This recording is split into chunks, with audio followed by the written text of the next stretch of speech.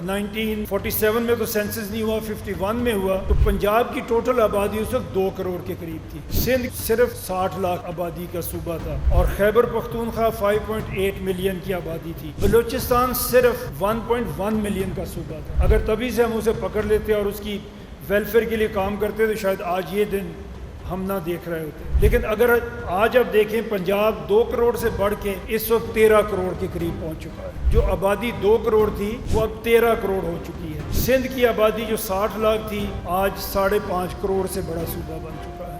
خیبر پختونخوا جو صرف 5.8 ملین تھا وہ آج 4 کروڑ سے بڑا صوبہ بن چکا ہے۔ بلوچستان جو 1.1 ملین تھا وہ 14.8 ملین کا صوبہ بن گیا۔ صرف اسلام آباد بھی اس وقت 2.36 ملین کا شہر بن چکا ہے۔ کہ جب ملک بہت بڑے ہوتے ہیں انہیں تقسیم کیا جاتا ہے انتظامی لحاظ سے، تاکہ ملک کے وسائل زیادہ سے زیادہ اس کی عوام تک پہنچے۔